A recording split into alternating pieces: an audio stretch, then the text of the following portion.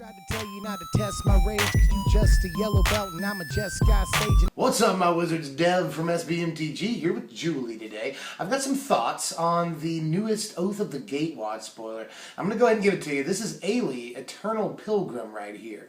So far, the community at large is split on this. Reddit seems to like the card, but the comments section on Mythic Spoiler and the boards at MTG Salvation, there's definitely some people saying it's not great, which, you know, it's always going to be like that. Usually spikes, and I fancy myself a spike up to a point, but usually spikes will be like every card is bad until it's tested, and I get that frame of view, I get it.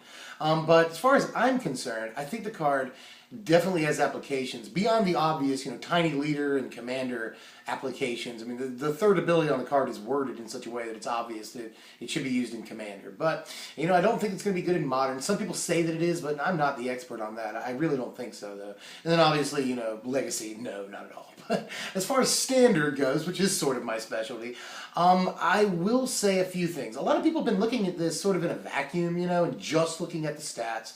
And just saying that the abilities are just gravy and they don't really matter that much. But I can't really agree with that. Now, if you do just look at it on the stats alone, it's a good enough card in and of itself. You know, the Legendary rule is going to keep us from playing many copies of this. You know, 3 is the most you'll ever see, I would say. I don't think this is a 4 of legendary creature like Jace is, you know. That being said, the stats alone are really, really good. 2 mana for 2/3 Deathtouch. 3 toughness Deathtouch creatures.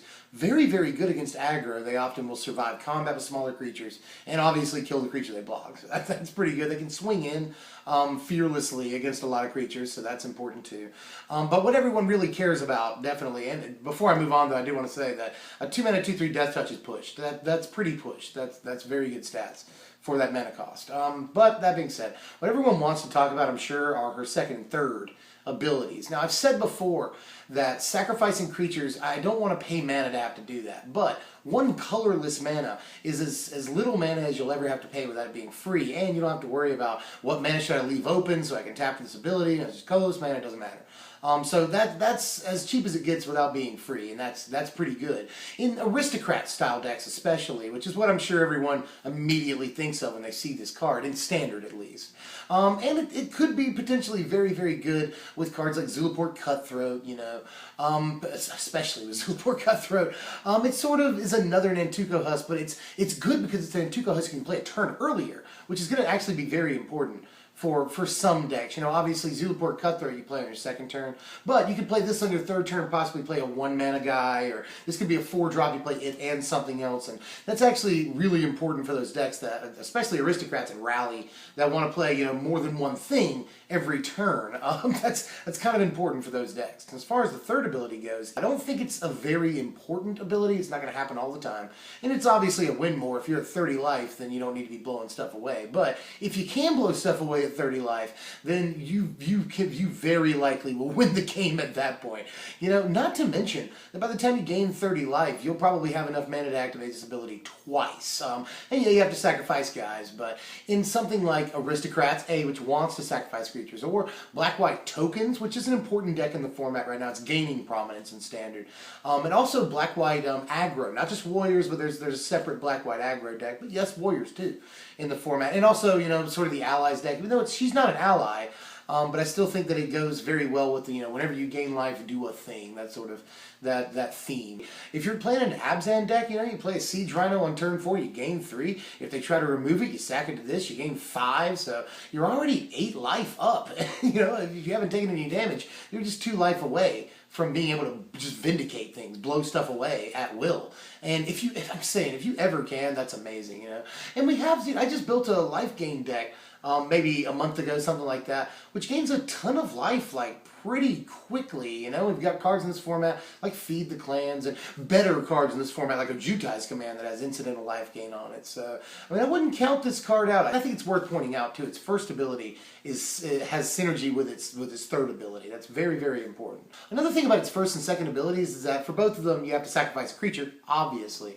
This can, in some ways, be beneficial outside of just the aristocrats sort of philosophy, you know. If they want to target any of your creatures with removal, you're just going to pay a mana, sacrifice them, and gain the life rather than them, you know, casting the removal on it. You still lose your creature, but in some situations it's good. Not only do you gain the life, but against like Silk Wrap, it keeps your creature from being exiled and other things that exile creatures. Aside from that, I don't really think that the card is going to like make a deck an important deck on its own, you know. There's not going to be an Ayli deck from what I can tell. But it does slot in well in so many things, and again, especially Aristocrats. You're supposed to look at the thing and think Aristocrats. And again, a lot of people have been looking at it in a vacuum, which I don't understand because the card does so many things for so many obvious decks that it's tuned to see play in Standard almost certainly. And if I had to grade the card right now, I'd probably give it a 7.5, you know, something like that. I want to give it a 7.5. It's probably more like a 7.25, honestly. But I'll say this: it will see play in Standard. In at least one deck, if not two. You know, my top two decks for this to see play in are Aristocrats and White-Black Tokens. I definitely think that this could possibly be in that deck.